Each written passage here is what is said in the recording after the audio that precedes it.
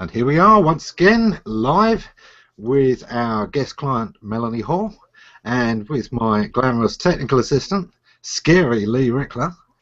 We are looking forward to doing the deep dive, because last week, let's face it, we packed a lot into the show. We talked about everything from all kinds of code and website issues right down to knowing which was the right product to be pushing at this time for a business that is short on resources and time and really needs to kind of get the profit without draining those resources even further. So the very first thing that I want to kick off with this week is asking Meloney, A, how was it for you? How's the week been? Have you sort of digested it all? I did. Monday I checked for bruises and I really didn't see any. And so then Tuesday, once I digested everything, I really started making a lot of changes. So I changed the testimony page, got rid of the comments, got rid of some plugins, got rid of Jetpack. I mean, the list goes on and on. Put in some new additional things into the first landing page. So I'm excited to see what you think of what I've done and to further explore what you think I should still further do. Okay, so on that note, let Lee introduce himself and kick straight in with what he's seen so far of the changes on the site. Lee. Good morning, good afternoon, good evening, everybody. I am Lee Rickler. This is me. I've been going through the site. There's still there's been a ton of stuff being done.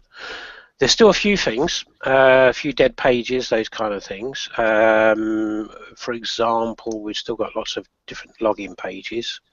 I still found about 33 broken links. And one thing I'm not quite sure, actually, maybe you can tell us something about this, Meloney. In the UK, if you're a limited company, you have to show your registered details, in your company registered details. Do you have to do that where you are as well? Because I couldn't see any on your site at all. As far as the registration number for an LLC? Yeah. No, I'm not aware of it, but I do have a letter of me. I'm holding the letter, you know, my certification. Yeah. But no, I don't have the registered ID number on my site. Right, right. I mean, over here in the UK, it's a legal obligation. You've got to have company registration details somewhere on your site. You don't have to have them on every single page, just on your about page, something like that. So I didn't know whether you had to, whether it's a legal requirement over in the US. I'll check that out. Yeah, the other side is when I'm looking at people's work, I want to do business with you, so I'm going to check out your website. I'm going to get your company details, so I'm going to do some due diligence. There you go, I got it there in the end. And if I can't check out your company records, then technically, as far as I'm concerned, you're not a real company. I'm very very tight on that. A lot of the content is still we. And I'd rather it was all about Meloney. There's nothing wrong with being personally about you. You know, you are. It is a lot about you, and you're not a huge company. That's fine. Nothing wrong with that at all. Services, again, I'd list them under services or the individual services.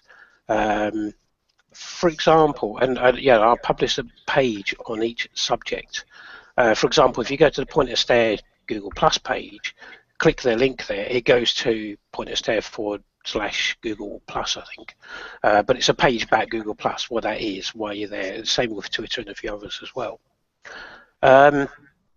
Your readiness chart that you used, you've got a graphic there which you can download. I'm assuming that's for people to check off stuff, go, yes, I've got all of these in place, and I can come back to you, and now I am ready. We use something similar, which we call a tire kicker form. 99% of the time I don't get returns on it.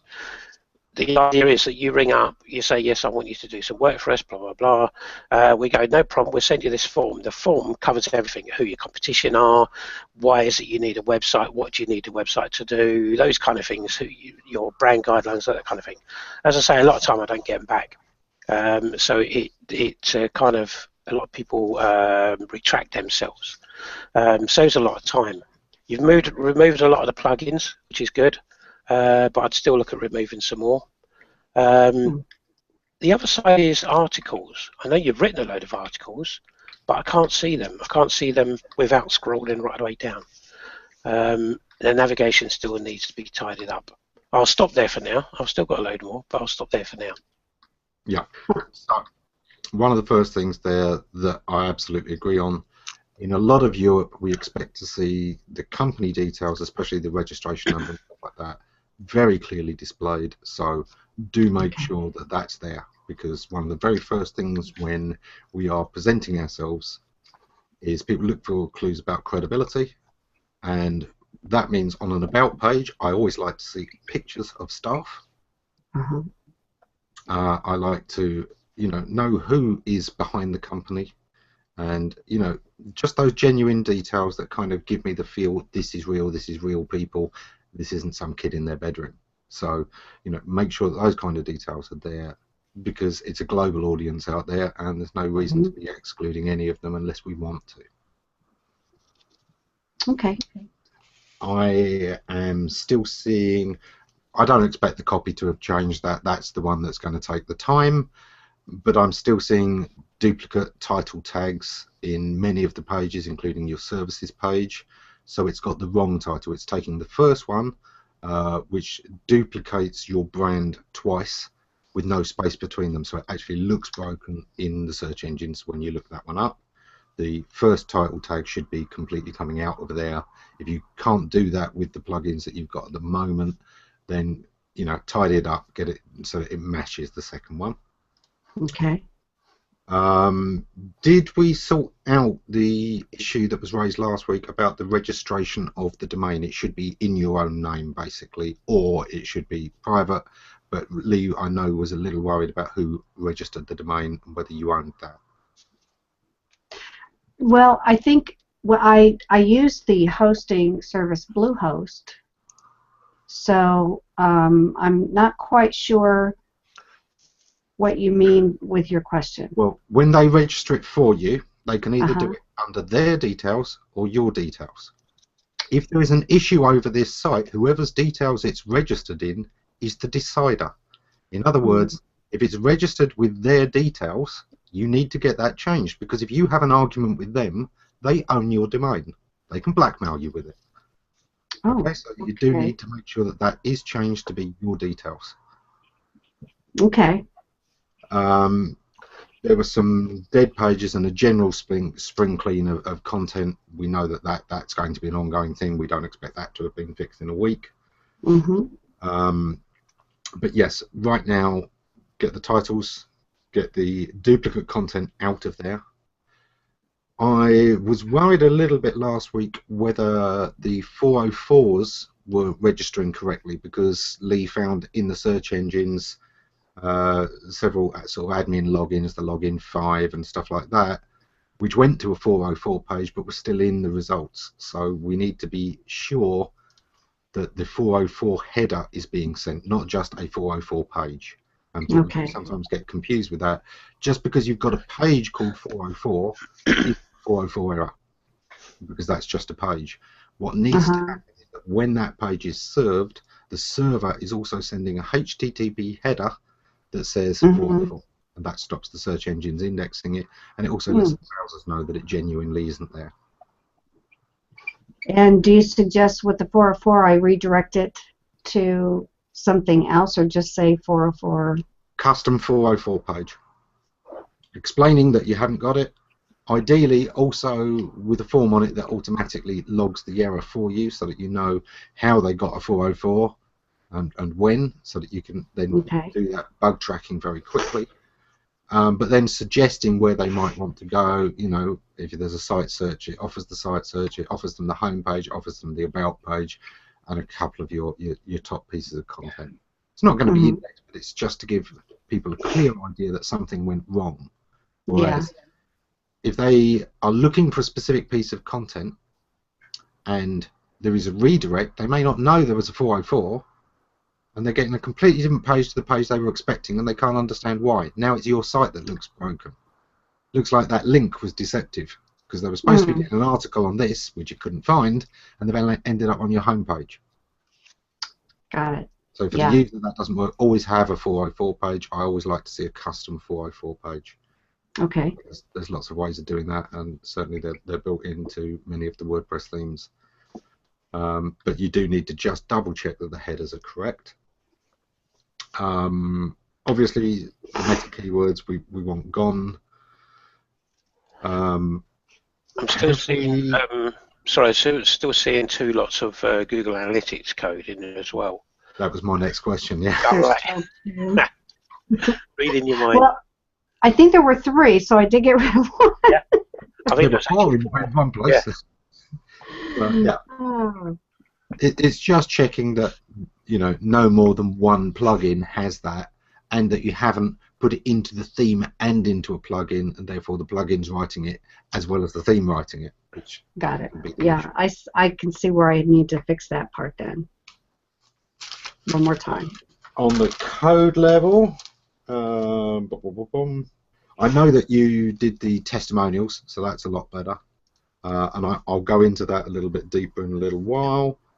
How are we coming along with case studies? Those are still being worked on. Yep. Because I know that those are going to be very, very important. And I'll probably see if I can get out 1,000 to 1,500 words for a case study rather than just I mean, it has to be pretty substantial length, I would guess. You kind of want to talk about what their needs were, where they were at before they contacted you, what they were looking for, what you were able to offer them, how that was implemented, and the final results. So there's 4 sections, and each of those match with what a customer may be going through at a time, especially the first thing, where they were at before. That's matching the customer's mindset, the customer's problem. What Lee was saying last week, where there's too much we and not enough me. I want to see a lot more of what can you do for me. What pain of mine are you fixing, rather than you telling me about you. You need to be finding out about me, or telling me about me is even more effective.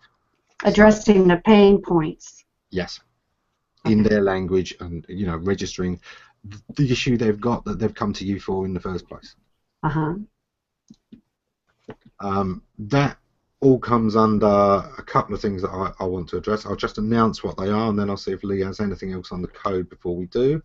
One of the things I want to talk about is, of course, the clarity of the offering in general, which goes into those case studies.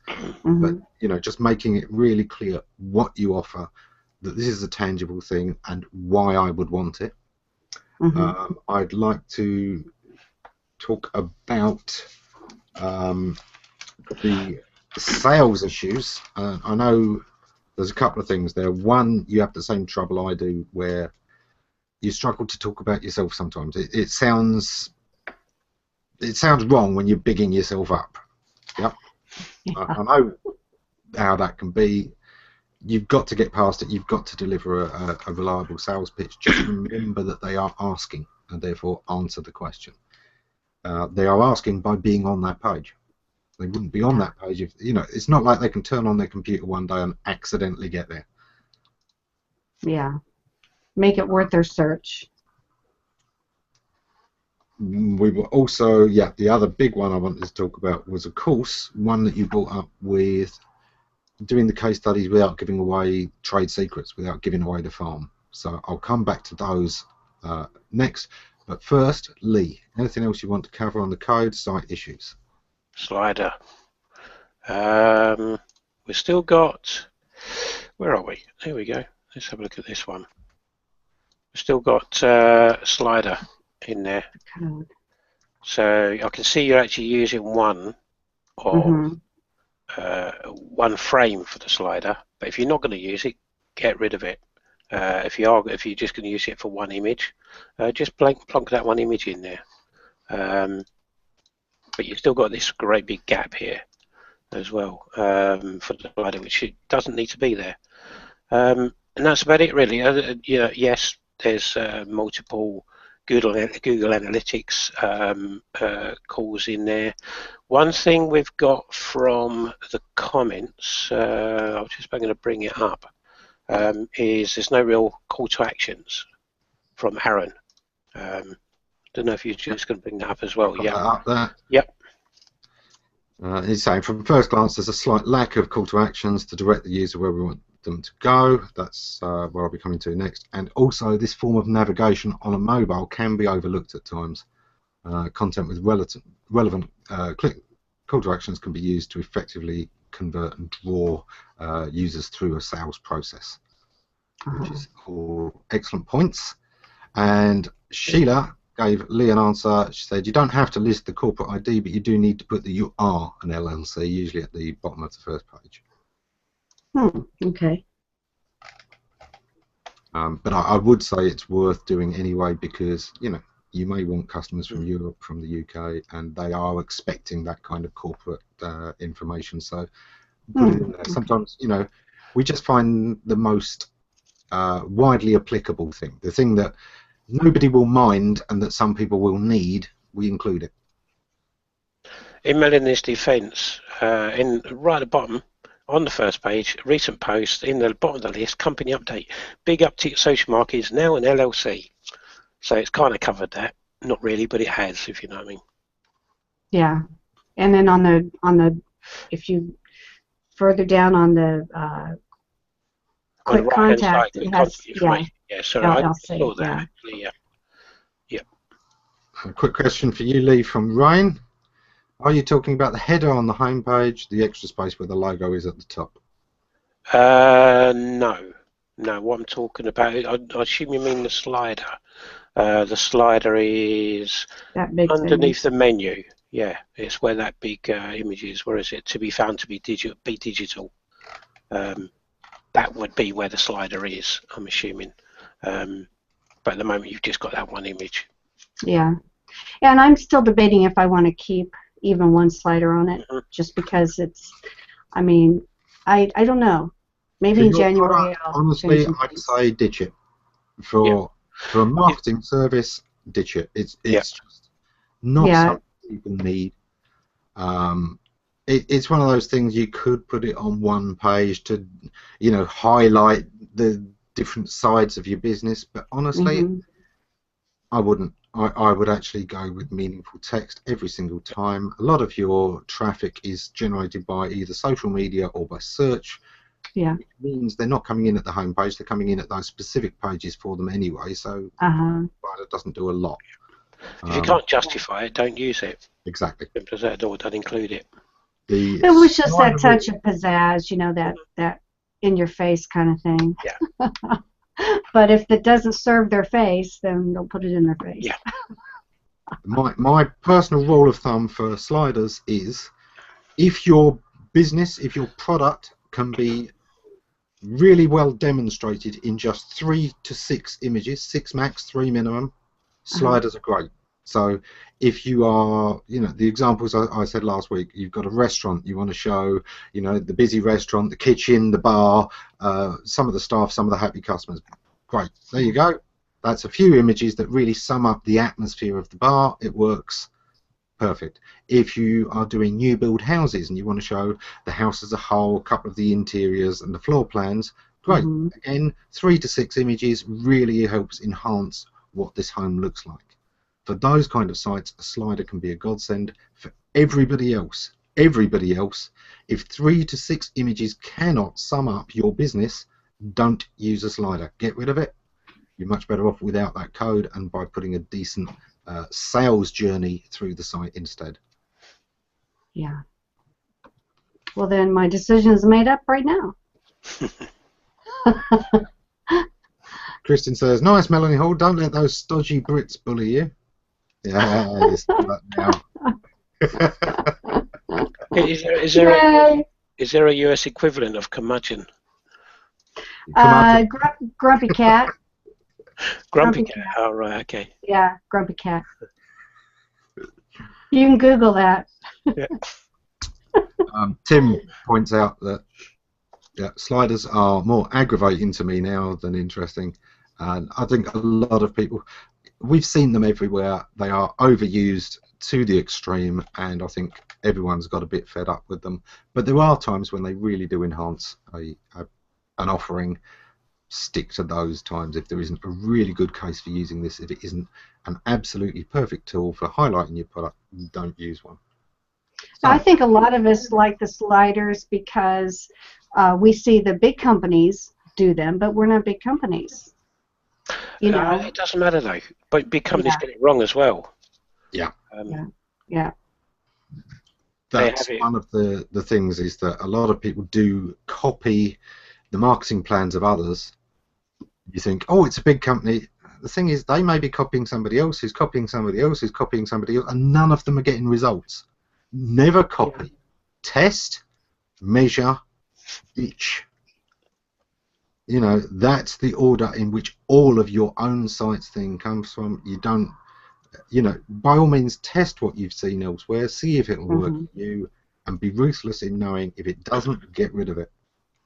And just because you don't see something on other sites doesn't necessarily mean it won't work for you either. Being individual, having a USP is all part of having a strong business. So, you know, do be prepared to beat your own drum, go your own path. That's what you want to be doing. So, I wanted to talk about the clarity of the offering and walking people through the whole sales process, because this is so important. Although a lot of people like to try and make the web a very, very visual medium, and there are certain ways that that can work, still mostly the web's about text. Most of us actually kind of like to read stuff. They may say we don't, but if you look at the people who buy, they're almost always the ones that read. The ones who just look, those are those bounce rates. Yeah.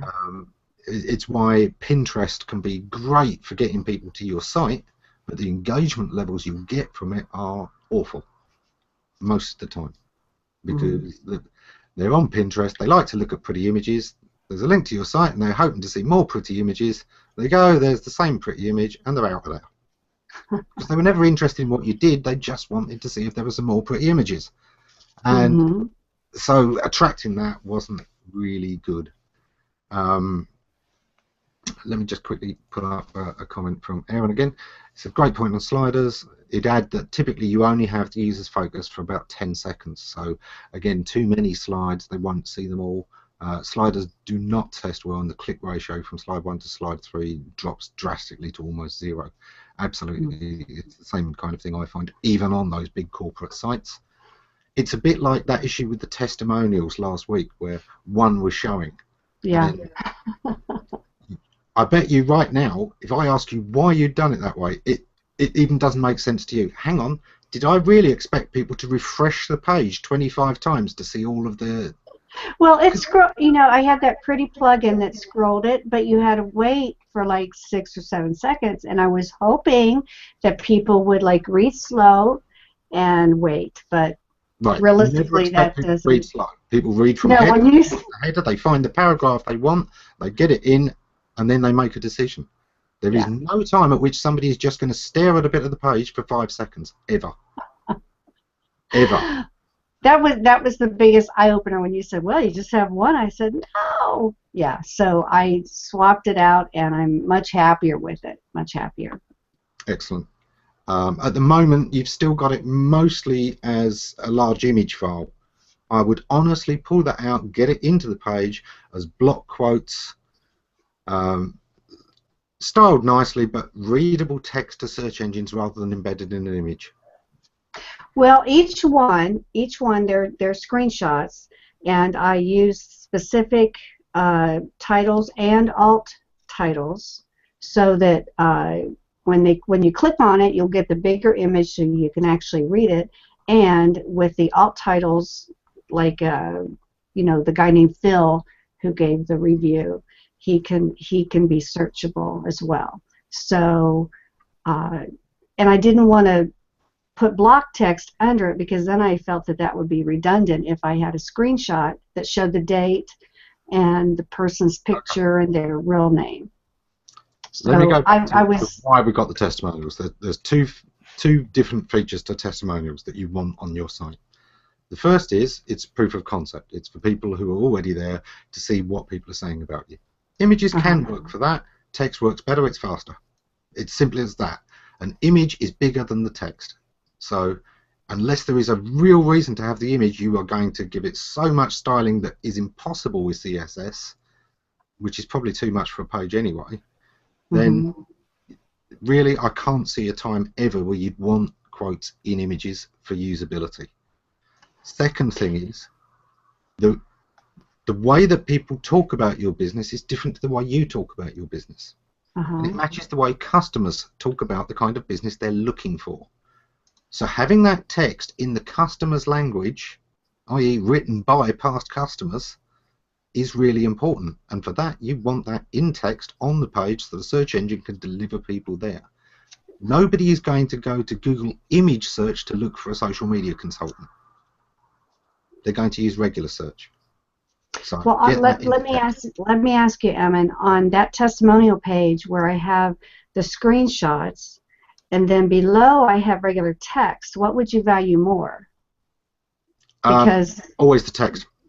Always the text? Because the ones below, those were handwritten notes and emails, so you would value the text that has still a clickable link to who that person is.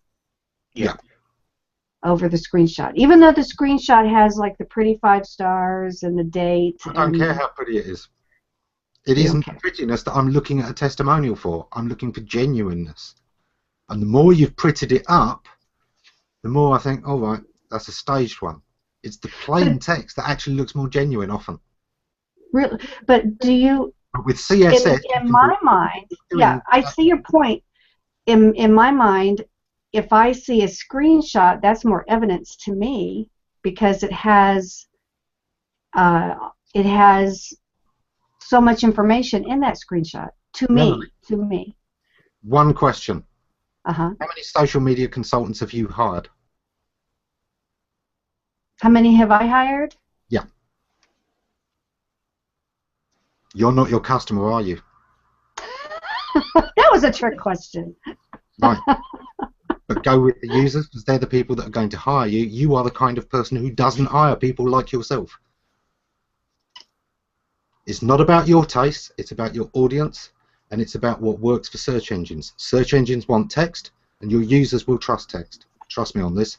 Measure it, put analytics in place. You'll find that that is the one that works. Well, then I have to do my testimonial page again. What you can do is you can get all of those kind of image effects if you want them with CSS. CSS does all of that. You can do everything that you've done there and still have plain text, not images, and it will be faster, it will be cleaner, and it's indexable by the search engines. Okay. It may take some practice, or you may need to get a designer in to do it for you. But either way, get those in text. It will do a lot more for you. Can I just say, if you are going to be doing your testimonials page as well, can I just share this with you? I would get rid of using Kufon, which is the font that you're, the outsource font, as it were, that you're using. The reason why, now we're just looking at this bit here, okay, which is just this one line of text. Let me just bring this up. Now, for Kufon to display that, we've got, can you see all this lot opening up here? There, that letter there, 4. So you've got all of this just to display that letter, that word 4, using Kufon. Again, there you got A. Here you got larger. So we're going for A larger. See, so I would dump Kufon. If you want a specific font, look at Google Fonts or look at using @FontFace. Kufon is it was a good technique a good few years ago, and it's okay. And I'm assuming, correct me if I'm wrong, but I'm assuming it comes with the theme itself. Yes, but I do have the option to change it. Yeah. Just because you've got a big fat lump of code there, just to display a couple of words. Lee, can you tell me if the changes I made so far that did improve this loading speed, didn't it? By maybe a second? I didn't retest that actually, but I will do while you're talking to Ammon. Okay. I'll go off and I'll have a good look. Okay. So, this thing of the testimonials and how that ties in with, you know, using the customer's words, using their words rather than yours. You know, this was the big thing that Lee was picking up last week, where he said, you know, it's too much we. There's not enough what's in it for me. You know, you need to turn this whole site around and start thinking, right, here's a customer. Have the customer in your mind. What are they arriving on your site for? What's on their mind? What do they want to know? And now have the conversation with them where their arriving is asking you questions and you need to answer those questions. And the choices they make in their navigation is asking you further questions that you then need to answer. You kind of need to understand the conversational side of the internet rather than be talking at them. Yeah. Definitely the case studies, and you know, as we mentioned, you've got to where they're at beforehand, what you were able to offer them, what you actually did for them, and what the end result was. You know, we want to see some of those big upticks, and particularly when I land on a site and it says we'll get you big results. That always sounds okay, and then you find out that their idea of big results is my idea of that barely moved the needle, because I've worked with sites like CNN, where, you know, a big uptick is a few million views a day, not a couple of hundred. And you kind of need to show those case studies so that you can show what your level of expertise is and what you've done. It doesn't mean you can't do other things, but it sets reasonable expectations there, rather than them going, oh yeah, big, and it's their idea of big, and then they do finally see some of your results and they go, that's tiny, that's small, and it just you've lost that. It's all relative as well. Yes. You know, because if you count numbers instead of percentages, you know, percentages is always the more accurate view. No. You don't think so, percentage-wise? If somebody's got something broken and they're only getting 5 visitors a day, I can buy 5 more visitors a day and give them a 100% increase. 100% increase looks really impressive, doesn't it? But it's a lie, and what it is that we've got them an extra 5 visitors a day. Will 5 extra customers a day keep them going? For a lot of businesses, it wouldn't. I actually like to have numbers, but put it in perspective. So have both, you know, point out where they are at the start and what you've done with them and what the direction is and what the outcome is. But don't try and manipulate the numbers too much. Go with what they are, because the people who are buying this, usually they know what their numbers are, and their numbers usually aren't as impressive as they'd like people to think either. You know, I just say go with it. That brings us into one of the things that we didn't go into last week, but that you mentioned, which was in case studies, you know, not wanting to give away the farm, to not give away all the trade secrets. Here's a really powerful thing I've learned over the years. I mean, I worked for years at Create a Site as a site administrator, giving away top SEO tips every single day. Do you know what? The customers that came to me were still asking the same questions that people were asking for free. And the reason is people don't pay much attention to free advice. And the very fact of paying for it changes the way they process the information they're given. They take it much more seriously when they pay for it. Yeah. So you can actually give away every trade secret you've got and nobody will take it seriously. You haven't given away anything. So don't worry about that. Honestly, do not worry. Don't hold anything back. Put it out there, because people will take it, oh, right, that's what they're giving away for free. The fact is that the value is in the different way that they listen to the information when they've paid for it. And believe me, there's nothing better than paying for advice to actually get the most out of it. Okay. The other side is following through with that advice. So you give me this for free, I'm going to go and try and do it myself. You know, actually, I can't do it. How much do you charge? So they just come straight back anyway. Just a quick one on the page speed. I think it was around about 4.5 seconds last time. I can't remember now. I didn't write it down. Now it's 3 seconds just for the home page. Oh, good. 3 seconds, page size 1.1 megs. So there is been We trimmed off a 1 second. Good deal. but 1.1 megs is still way too big. Yeah. Should be a couple of Ks. That's huge. So you definitely want to continue to get that down. Again, you know, some of that. This is one of the reasons I don't like WordPress for a lot of basic sites. I tend to think WordPress is often marketed wrong. It's sold as an easy solution, and actually, you need to master a hell of a lot of techniques to get the most out of WordPress. You really need to know HTML, CSS, PHP, all of them, to be able to tweak that and get it to perform the way that's just for you and just tuned for you. Or you need to pay somebody like Lee to develop a theme that's specific for you and keep it updated as well as WordPress changes. Go on. I was just about to say in defense of WordPress, my site's WordPress as well. Yeah. I just did a quick test, load time 1.4 seconds. I know there's a load of difference in stuff there, but what's the page size on your one, Lee? 558 megs. No, sorry, 558 kilobytes. Yeah. So that's probably still about 100k. Isn't it? Sorry. Including all of the images and stuff like that. Yeah. It's still probably about 100, maybe 200k too big, but I haven't squashed any images down or compressed any JavaScript or anything like that. We'll do that definitely. Yeah. In SEO, what we say is an ideal page in SEO is 50k. Yeah. With images, CSS, JavaScript, the whole lot, 50k. And you know, obviously then a mega, you know, you're miles over. It's like 10 times too big almost, and there are lots of ways of bringing that down, but you really do need to. The average mobile user, you know, you've gone to the trouble of having a responsive site that suits mobile. Well, they pay the most for data transfer.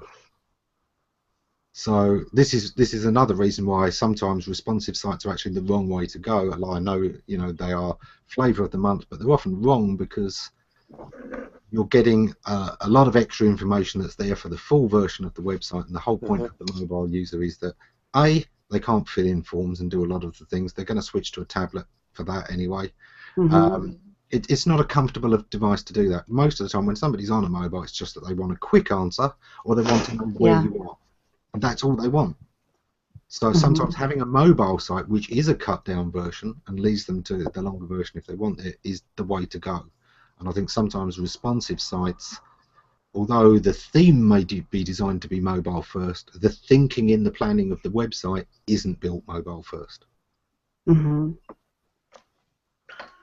So yeah, I did install the plugin for, I think it was called W3 Total Cache, where it squished things down. So that helped a little bit, I think. But still, there's some code that I have to remove. It looks like still. Yeah. And it may be one of those ones where you really do need to just get a developer in. It's amazing how quickly they can fix a lot of these issues. Lee, if somebody was to bring you in to a site like this and say, right, I need these stripped down, I need the theme sorted out, what kind of timelines are you looking at? You got all the content there. The main drag is content and branding. That's the thing that takes forever to get sorted out. To drag this out and put this into a nice clean theme and repurposing all the content, probably about a couple of days, maybe a week at the most. There's some stuff that you change around while you're there, but essentially if you used a very, very, very basic clean theme to start off with and then build it up, at the most you're talking about a week, maybe just a couple of days even. There's not much design element in there, as it were. It's very clean, very straightforward. There's no big flashy movies or anything like this, so no Ajax transitions or those kind of things, nothing like that to worry about. But essentially a couple of days, to do the whole lot, including all the membership access as well. Yeah. Okay. You know, it's one of the reasons I really like plain flat HTML sites is it's so quick for me to work with an awful lot of stuff, and you know, it means that my site is pretty fast. I've reworked the Ammonize website this week because we were talking about it. I thought, right, might as well get that finished. So, you know, just getting that reworked, that was a complete reworking of the themes. I've still got to strip down Bootstrap a little bit more and strip down the JavaScript because I've got the themes. I'm not using all of the parts, and what I'll be doing is the bits I'm not using I'll be taking out to make it even leaner. But overall, you know, I'm very happy with the way it looks, the way it responds to different screen sizes, and the fact that it's pretty much mobile first. It's nice and lean. I just did a test and you beat me just about. In load time, yours is Ammonize is 1.1 second, 0.09, whereas mine's 1.4 seconds. Yeah. You just about beat me. But you know, that's you on WordPress. You've got an awful lot of extra stuff to load. Yeah, I've got a bigger ego to load up on there as well than you. I've got my Latin as well. So, Aaron adds that Tony Holder, creative director by trade, is having issues with her machine, so he's playing middleman for her here. She wants to mention she noticed a Dreamers Time watermark on the background image for the site. Unless that image has been purchased, they can assess a large fine for using it. So that image, you may want to get rid of that. It's got somebody else's watermark on it, and therefore it probably isn't the paid-for version. They usually take that kind of branding stuff off of those. And I mentioned that last week as well. I don't like it. Sorry. I don't like that background imaging, though, I must admit. It's horrible, yeah. Which background imaging? The green and black one. Oh, the dots, the green and... Yeah. Does my eyes in. You can tell I'm being really subtle and friendly here. It, to me, doesn't match the image. The overall brand that you've got is, you know, we've got the dog. The dog is still part of the site. And then you've got this, what I can only describe as hacker-style image that doesn't go. You know, one is really harsh and abrasive and acid-etched, and the other is cute and practical and real-world, and they don't mix. Well, the reason behind the dots is data points. Data points. That's part of measurement. That's in my design mind. So, like, when you're measuring, you have data points, just like a scatter chart. You have. So that was how I could get that point across, which obviously failed with you guys. Yeah. It's not friendly. It doesn't look anything like a chart, which is what I'd be expecting to see if it was about data points. So, yeah, it's not working for me. If the background was simple, sort of graph lines, very fine on a one-color background, it's got some graph lines. That kind of makes sense. That would work. But honestly, it may be just go for simpler so that your main brand images stand out more. I often like very plain backgrounds so that they don't interfere. And generally, I've found in user testing that that's usually the way most people go as well. Well, okay, good. I thought everybody understood my data point dots. Understand it with the logo. You've got an offer here. Aaron says if you get in touch, Tony Holder says Circular, she'll be happy to help with getting a seamless background image, one that doesn't have that jarring right-hand edge, so that you get a more seamless look. She's a very creative person. She's involved with the Lend a Hand project, so I'd certainly take her up on that offer. So thank you, Aaron. Good deal. So the other thing I wanted to bring up this week particularly was the helpouts, because I went through there. This is more on the business side, and of course, you know, there's your listing of the helpouts. Get to it through the site, and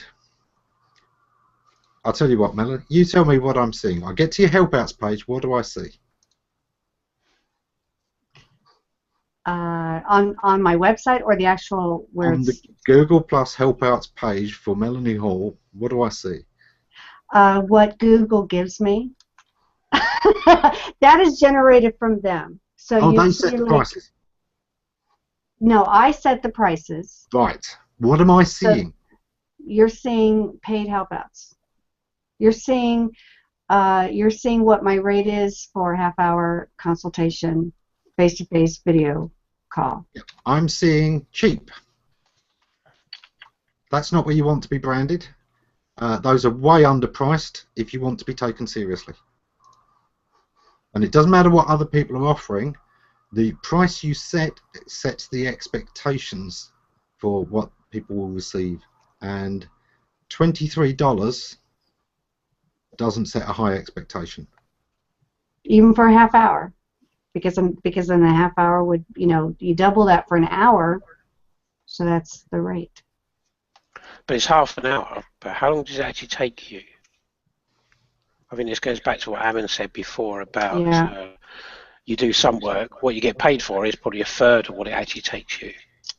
Yeah. But quite simply, that the advice I expect to pay a consultant for, even that takes 30 minutes, a consultant that charges me $23 isn't much of a consultant. That's the way it comes across to a business. That $23. That's the price of a book. I guess my strategy for that is, because it is a quick consult. It doesn't. It's just usually the one time. Some of it's very generalized if I don't get ahead of time what they really, really need. So it's like a bargain rate to them for the introductory price to me. Yeah. Because they're not getting the full consultation, because you can't get a full consultation in a half hour. No, but this is one of the things. A half hour from me will cost you £75, which is a little bit over $100 with the current exchange, and was higher until recently. And there's a reason for that. The time that I give is backed up by hours of research. Keeping on top of my game is partly what they are paying for. I spend hours a day keeping up with everything that's going on, testing things. I've got dozens of my own sites out there that are constantly watching what's changing, what's working, what's not, and I've got 600 clients worth of experience that I'm bringing to the table. All of that is what they're paying for, not just the amount of time in that call. There's this classic story about an ocean liner going across the Atlantic, and suddenly springs a leak. The engine stops working, and the captain is panicking. And the guy steps forward and says, "Excuse me, I'm an engineer. I've built ships like this. Can I help?" "Oh well, yeah, anything." And he says, "Okay." And he walks into the engine room, looks around for a little while, asks for a wrench, tightens one nut, leak stops, engine comes back to life. "Oh, thank you. You've saved the ship. You've saved this whole trip." Says, "Yeah, no problem." He writes out a check. The bill. And the captain, "You've got to be kidding. This is hundreds of thousands." And he said, hundreds of thousands for tightening a nut. No. See that dollar on the end? That's for tightening the nut. This is for knowing which nut to tighten. That's the whole thing. The knowledge that you're bringing is what people are paying for, not the time. Charge for the knowledge. How long will it take them to learn what you can tell them in 30 minutes? Yeah. And that's what a lot of the comments are, that I did save them a lot of time. It was, cut to the chase. And yeah, I see your point, but I wanted to explain what my strategy was, which was disappointing on your side. As a very experienced consultant, you thought, whoa. It's just way too low for a lot of people to take seriously. I know that for the very small business starting up, they've got no idea of what prices are. But do you know what? If they're going to shop on price, they're probably going to go with an offshore provider at $5 anyway. They're going to go to Fiverr. They're not your customers. So you need to clearly differentiate yourself from that and be up with the quality providers, not the cheap providers. We've got a couple of people agreeing with this kind of thing. Rain is saying, I've seen people charge $250 an hour on help-outs to help others with Hangouts on air, and they can't even comment track themselves. So it's a point. And Tony says exactly the same thing. She agrees that the price sets the expectation, and usually they'll ask you to go less. If you start low, you may end up even lower. You've got no wriggle room down. Because remember what we were saying about, well, this is my price, assuming that it's a testimonial. If you want it without, it's going to cost you a little bit more. Or, you know, this is my standard price, but if you want it, if you're going to allow me to use it as a testimonial, or you'll give me a testimonial to use, I'll knock 10% off. You haven't left yourself that kind of wriggle room. And Lee's got one there. Nope. Sheila Hensley wanted to mention the background too, and also raise the price, Melanie. You're worth it. Very L'Oreal. So See how helpful you guys are, everybody. Wow. Absolutely, and that's what I love about this show is, you know, everyone is getting very good. This is crowdsourcing help, you know, and we can all help each other. You don't have to be an expert in everything to just tell people what you honestly think of their site, and you know, it's priceless. So don't be afraid, people. Help your friends out, give them honest opinions, because we love it. We really do. And I did want to comment on something you commented after in the comments, Ammon. You compared that what you're doing here is like a personal trainer. You know, heavy lifting is required, sweat is required, because if we don't do that, we're not gonna see the results and have this great reward. Yeah. So this is that, you know, where a coach would say, go more, go further, show me what you really can do. So even though I jokingly say brilliant, scary, yeah, it's really putting me out there, but that's what coaching, that's what consulting is. And I evaluate myself when I coach. Sometimes I'm not a warm fuzzy person as well. It's like tell it like it is, and that's what I really value from you guys, because you tell it like it is, whether or not I feel that that's conducive to what I can do, because there is, like, you know, that bruising factor, but bruises heal when you say, yeah, that did make sense and I'm going to change it. Yeah, exactly. If you can't feel the burn, you're not getting there. So we did discover in the green room who is brilliant and who is scary, but you know, I won't necessarily bring that. That's up to Melanie. That'd be nice. Can I mention who's brilliant and who's scary? Just on my own observation? Go ahead. Okay. I use the word brilliant and scary as a compound word to describe both of these fine gentlemen. But, however, when Lee shared his testimonial page, at the very bottom of his footer, it says that they have been providing. Oh, Lee, give me the exact wording. Scaring your online competition since 1996. Yes, so he used the word scary, so I think I was just inspired. So now if we go by Lee's footer, we can separate the brilliant and the scary to two words, two individuals. As long as you don't read the Latin right at the bottom. and of course, we also mentioned in the green room that last week Lee was working on the scary. Good evening, I am Lee Rickler. So I toned it down this week. Well, no, I think the word scary is a good word. It means you're serious. Yep.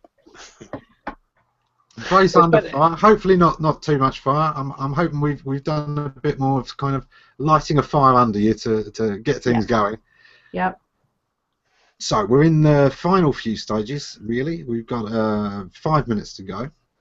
So Melanie, first of all, what's your experience been like? I know you kind of touched on that, but from first applying, how scary was it to think, oh my God, I'm going to put everything out there. It's like being naked in front of people.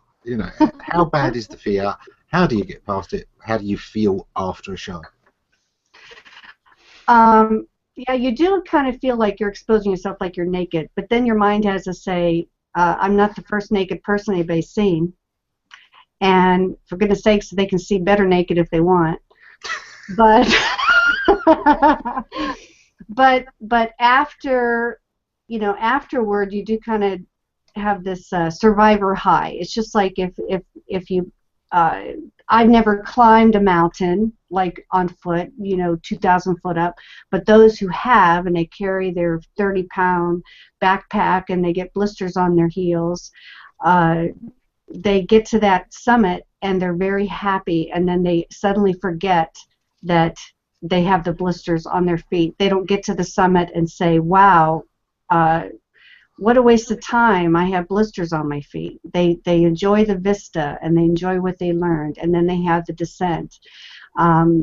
So this experience has been one of those where I feel that I have gained some muscle, and sometimes small business owners, we are so occupied with building up others, we forget that we have to build up our own side.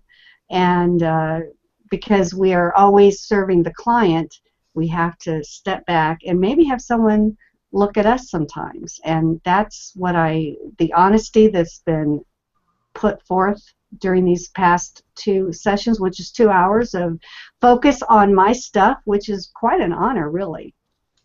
And the comments from the viewers is also very valuable to me, because when I read through those, it's like, wow, yeah, Ammon and Lee are not the only people that think this way. So, and yeah, I'm going to miss my dots. I really am going to miss my dots. But, just like the testimonial page, it's just like, okay, get rid of the dots. Sometimes what you need to do is go a little broader. I mean, it could be that what you need is soft circles that are sort of translucent, that can be overlaid, which is just a nice, gentle pattern, but it's also nodes in a graph, and it's also social media. So often that's circles. So, something like that works on 3 or 4 levels. That's the kind of thing you can go for. See, now you get it. Now you get my dots, but not in the way I'm presenting them. Yeah, but you should have to explain it. These are very square. They are very green and harsh and acidic. If this was a social media graph, it would scare the hell out of me. I wouldn't want to be in it. It's just too harsh. Again, I guess I was going for that pizzazz wow, and pizzazz wow isn't working. We can see better naked if they want. Yeah. Apparently Lee is actually wearing clothes under the camera line this week. And Toby says, site has great bones, just needs a little fine tuning. I'll tell you what's really scary, Melly, is he heard you wrong. He's got his leather pants on this week. I mean, it claims it's for the motor. I don't believe it. Well, we can tell how old leather pants are by how stretchy they are, because leather doesn't bounce back. I'm not even going down that route. Yeah, I don't want to think about Lee's bouncy pants. Right. Wayne adds, really good point, Meloney Hall, shoemaker's daughter effect. And yeah, let me address this one as a final tip before we go this week. Always, when you are a small business and you are customer focused, you need to make yourself one of your customers. You need to book time into your weekly schedule for your own tasks. So you must become your own client, whether that's like Tim Longwell, who is an artist and does work on commission. Make yourself one of your clients that you are doing work on commission for. Your own business should be one of your commissions. If you're a marketer like myself, like Lee, like Melanie, then make sure that your own marketing is in your list of clients, that you've got time to do this every week, every month. You know, do not put these things off. You must put your own business going forwards as part of it. One of the things a lot of businesses really struggle with is that, you know, we're out there trying to get work, then suddenly 6 things that we weren't sure were going to come in all come in at once, and we're swamped. We'd only expected 1 of these, 2 of these, we'd only budgeted time for 2 of these. Now we've got to try and deliver 3 times what we can realistically do in a week. So now everything has to stop. We're not making any phone calls, we're not bringing in the next client, we're not doing anything else, just trying to get all of these jobs done. Of course, once they're done, we've lost the momentum on the sales, we've lost the momentum on the marketing, and it's all stopped. So you do need to have that time in your budget every week. You are one of your clients, and work with that at all times. Yeah. Thank you. So to Melanie, to Lee, and to, of course, all of our audience, thank you very much for another wonderful show. Lee, anything you'd like to add? Just keep on it. You know, it's a good product. It's a good, as who was it? Somebody said earlier on. You know, it's you got the bones there. You just need to flesh it out a bit, tidy it up a bit, just trim it down a bit. I've got a great show coming up tomorrow. Hang out with the Hucks. Don't know if you've seen those. She's been doing a series, Debbie Huxton, 2 o'clock. Tune in, 2 o'clock UK time. So I don't know what time that is where you are, Melanie. About 8 a.m. Excellent. Just time for you to get up and have a good Yeah, I was thinking of doing a new detective show with one of my favourite sidekicks and one of yours, and then we can have Slorsky and Hux. Yeah. They'll have this bright red car with a white stripe. Yep. Who's going to be the better looking one? Melanie, anything you're up to this week? Let us know. Tomorrow on our Lights Camera HOA, we're going to do a happy holidays shout out show, and that's going to be super fun. So I want to wish everybody happy holidays, however you celebrate that. This is a season of giving and being warm to each other, and I appreciate you guys so much. I have learned so much. It's great to stand back and see from someone else's viewpoint, and I appreciate that so much. Yeah. Well, my closing thoughts. Let me do the curmudgeon thing. I'm told that this is the season for peace and love and, you know, goodwill to all mankind. But I'm also told that you know, summer is hay fever season, and I don't suffer from that either. So that's all from me for this week. Take care, everyone.